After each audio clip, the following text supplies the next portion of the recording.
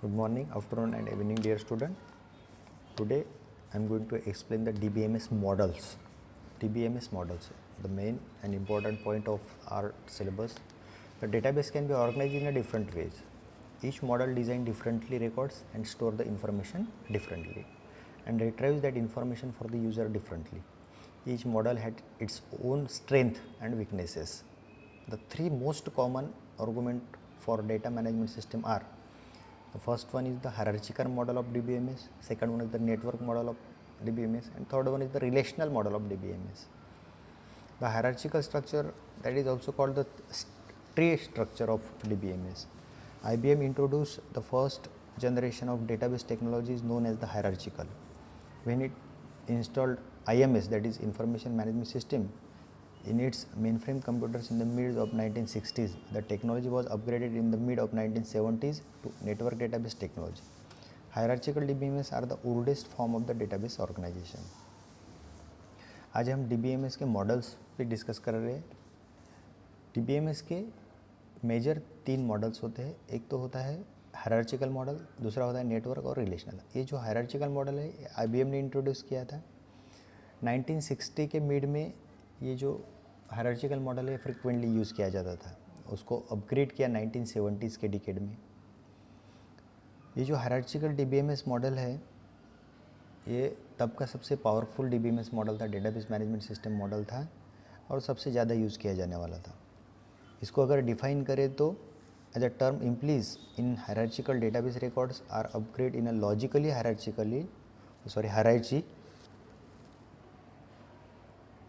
connected in a branching structure similar an organizational chart. An application retrieves data by first finding the primary records and then following pointer stored in that record to other connected records. Hierarchical model क्या होता है? Tree type होता है, tree structure होता है, जिसके सबसे पहले तो एक बड़ा सा पेड़ को आप कंसीडर कर लो. पेड़ को जो बड़ा बीच में एक बड़ा सा ये होता है, बेस होता है, फिर उसको बहुत सारे ब्रांचेस होते हैं और हर ब्रांचेस को बहुत सारे ब्रांचेस होते हैं. तो ये जो ब्रांचेस में सब डिवाइड किया है इसको हायरार्ची कहते हैं. जैसे कि एक कंपनी है ABC कंपनी, ये पेरेंट कंपनी है, उसके नीचे फिर कंपनी के नीचे डिपार्टमेंट आएंगे, फिर personal department, financial department, technical department, फिर एडवर्टीजमेंट डिपार्टमेंट. हर डिपार्टमेंट में अभी पर्सनल डिपार्टमेंट में आएगा मैनेजर है, असिस्टेंट है, फाइनेंशियल में आएगा फाइनेंशियल मैनेजर, अकाउंटेंट है, कैशियर है, फिर टेक्निकल डिपार्टमेंट में टेक्नीशियन है, इंजीनियर है, फोरमन है. तो ये जो अब इन डिपार्टमेंट के नीचे जो भी डिपार्टमेंट है ये चाइल्ड है. अभी ये जो चाइल्ड है ये चाइल्ड को भी और चाइल्ड हो सकते हैं. तो ये चाइल्ड पेरेंट का जो मॉडल होता है इसको हम हायरार्चिकल मॉडल ऑफ DBMS बोलते हैं. एडवांटेजेस क्या है इसके? The hierarchical database techniques show one-to-many relationship, definitely parent और उसके child one-to-many relationship. Limitations क्या है इसकी या फिर advantages में? और advantage, it is very easy to find out the data, very useful and beneficial. Limitations क्या है इसकी? Hierarchical database techniques can't show many-to-many relationship, definitely, क्योंकि ये one-to-many relationship है, इसमें many-to-many नहीं है, तो एक इसका disadvantages है. दूसरा है this techniques is not flexible, ये टेक्निक्स फ्लेक्सिबल नहीं है. और तीसरा डिसएडवांटेज है this techniques can't change the structure of database, इसमें हम डेटाबेस का स्ट्रक्चर चेंज नहीं कर सकते. फिर हम दूसरा मॉडल देखेंगे DBMS का, वो है network model. Network model 1971 the conference on data system language formally define the network model. The network model permitted the modelling of many to many relationship in data. पहली बार नेटवर्क मॉडल में data many to many relationship में model किया गया है या फिर launch किया गया है. इसमें क्या होता है कि आप कंप्यूटर में 4 कंप्यूटर, दूसरे 4 कंप्यूटर, तो सभी 4 कंप्यूटर दूसरे 4 कंप्यूटर से अटैच्ड है या फिर हर कंप्यूटर से अटैच है. तो यह है नेटवर्क मॉडल. इसमें क्या होता है? मेनी टू मेनी रिलेशनशिप है. कोई भी कंप्यूटर किसी भी कंप्यूटर को या फिर कोई भी 2-4 कंप्यूटर किसी भी दूसरे 2-4 कंप्यूटर को डेटा पास कर सकते हैं, यूज़ कर सकते हैं. That is many to many relation.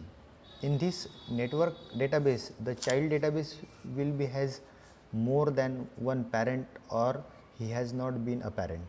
The relationship of the relation of factors in this technique can be from root or cannot be from root, that is root and the branches are free from each other. उसमें इसमें क्या, पहले इसमें क्या होता था, एक root होता था फिर उसके ब्रांचेस होते थे. अब यहाँ पे क्या है, यहाँ पे हर जो ब्रांच है वो रूट है और हर जो रूट है वो ब्रांच है. तो इसमें डेफिनेटली मेनी टू मेनी जो रिलेशन वो सामने आ जाता है.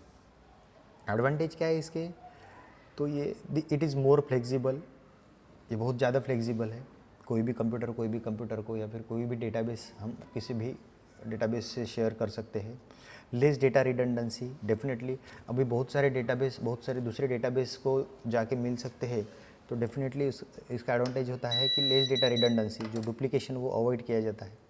Support many too much relation, definitely many too much relation में ये जो ये जो नेटवर्क मॉडल है ये सपोर्ट करता है. इसका डिसएडवांटेज क्या है, it takes more space. Definitely अभी हमको एक डेटाबेस है और उससे दूसरे 10 डेटाबेस को अगर सपोर्ट करना है तो वो तो हो गया हायरार्चिकल. लेकिन हमारे यहाँ पे 10 डेटाबेस है और दूसरे 10 को सपोर्ट करना है तो 20 डेटाबेस का जो स्पेस है वो बहुत ज़्यादा है. तो that is it takes more space.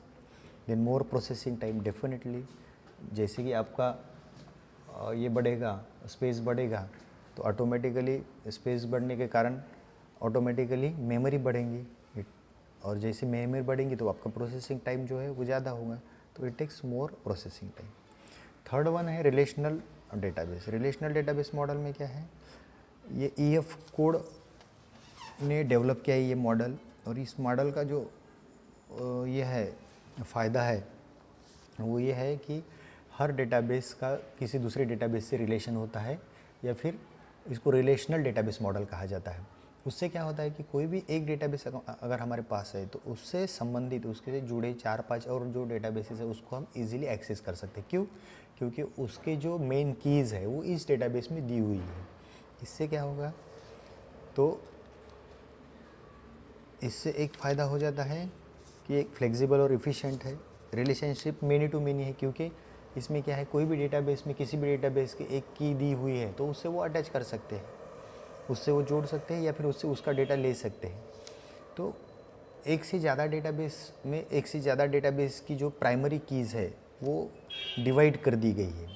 जैसे कि समझो एक स्टूडेंट टेबल है और एक स्कॉलरशिप स्टूडेंट टेबल है और एक यूनिवर्सिटी का स्टूडेंट टेबल है.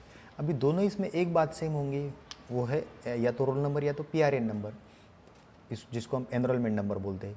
तो अब एनरोलमेंट नंबर जैसे हम डालते हैं तो स्कॉलरशिप की भी डिटेल आ जाएंगी और स्टूडेंट की एग्जामिनेशन की भी डिटेल आ जाएंगी. इसको बोलते हैं रिलेशनल डेटाबेस मैनेजमेंट सिस्टम या फिर रिलेशनल मॉडल.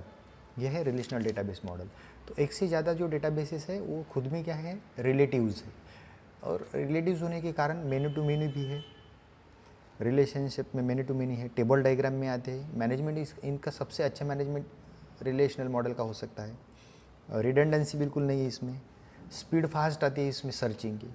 इसके डिसएडवांटेजेस क्या है, कॉम्प्लेक्स है, ये थोड़ा सा कॉम्प्लेक्स सिस्टम है, यूज़र फ्रेंडली नहीं है और सिक्योरिटी के बारे में थोड़ा सा हम इसको कम मार्क्स देंगे. तो ये जो 3 है, हायरार्चिकल डेटाबेस मॉडल या फिर उसको tree database model, tree structure database model, दूसरा तो है नेटवर्क और तीसरा जो है रिलेशनल डेटाबेस मॉडल.